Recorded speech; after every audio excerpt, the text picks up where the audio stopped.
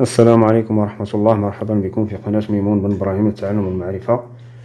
إن شاء الله الفيديو ديالنا اليوم غادي نتكلموا على هاد اللون ديال السومو، كيفاش تخلط اللون ديال السومو، شنو هي الألوان اللي كتحتاج، كيفاش تطلع البيت بحال هكذايا اللون يكون لامع. هذه ماشي صباغة الزيت أولا اللاكي، هذه فقط الكاوتشو أولا السيليمات كما هادشي اللي معروف في المناطق ديال المغرب. كيفاش يجي لامع بحال هكذا؟ كنضربو بالكولا ديال الكريفي من الفوق وكيجي بحال هكذا تماما بحال الكولا بحال الصباغه ديال الزيت اولا اللاكي.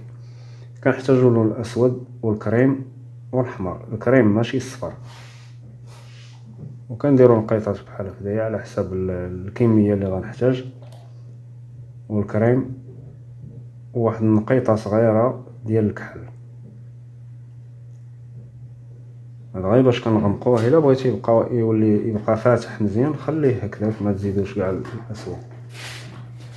صافي كنخلطو، كنشوف الدرجه اللي بغيت. الا شفتو باقي ناقص شويه كنزيدو.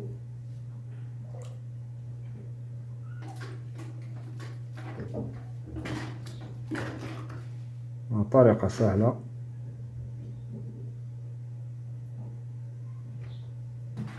ملي كنحصل على الدرجه اللي بغيت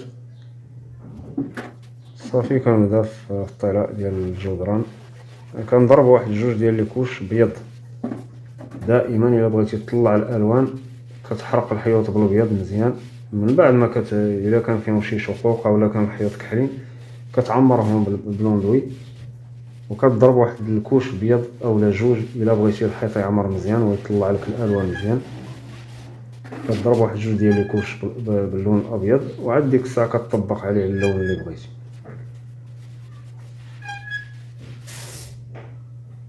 كنضرب الكوش الاول، وهذا الشريط اللاصق. البلافون راه كيتضرب بالابيض. ما بغيتش نطول عليكم الفيديو، ما يحتاجش اللون الابيض، راه هو كتخليه كيما هو، كتزيد فقط الكميه ديال الماء، وكدير داك السكوتش بابي كولو اولا الشريط اللاصق باش ما يتوسخلكش البلافون، وكتضرب الحيط. هنا كنعاود الكوش الثاني، وراه كما كتشوفوا كما ملي كينشف كيولي اللون ديالو مفتوح. دائما ملي تخلط اللون خليه مغلوق شويه. هذه الالوان المفتوحه العكس ديال الالوان المغلوقه. الالوان المغلوقه كل ما نشفت كتزيد تغلق، الالوان المفتوحه كل ما نشفت كتولي تفتح اللون ديالها.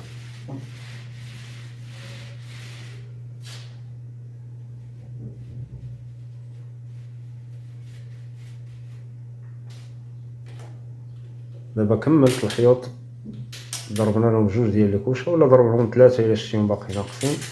هذه كره ديال الكريفي كاين فيها الانواع، هذه تقريبا مزيانه فيهم. كناخذ الكميه اللي غادي نحتاج على حساب البيت صغير، غناخذ بيت صغير. الا عندك الكسره كدير على حساب، وهي راه اللون ديالها شفاف، واخا كتبان لك بيضاء هكذا ولكن عندها اللون شفاف بحال الزجاج.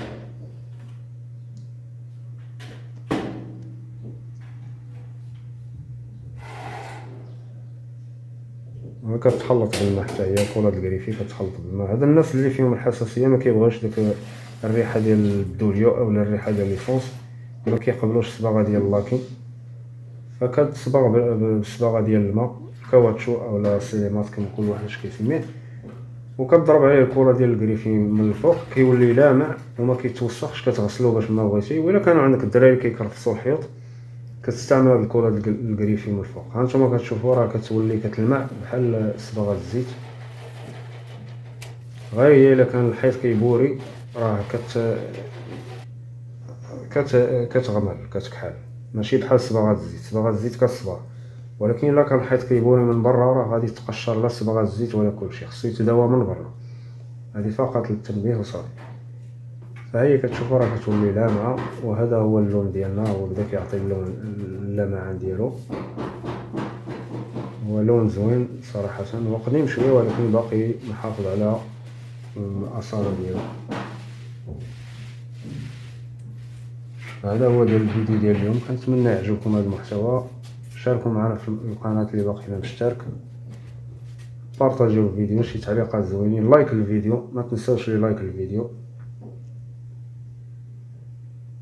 هاد بيبان الفيرني راه اللي بغى يتفرج فيهم يرجع الفيديوهات، رانا داير واحد الفيديو على حساب كيفاش تصبغ الفيرني. هادو راه ما مصبوغين لا بالكونفلور ولا حتى حاجه، غير يورولو داك الرولو الصغير ديال الصباغه، كيجيو لامعين بحال هكذا. اللي بغى الفيديو يرجع للقناه يتفرج فيه. فكنتمنى يعجبكم هذا المحتوى. هادشي اللي كاين ان شاء الله. نتلاقاو في الفيديو الجاي، والسلام عليكم ورحمه الله. وما تنساوش الاشتراك اللي باقي ما مشترك يدعمنا، وشي تعليقات زوينين. والسلام عليكم ورحمه الله.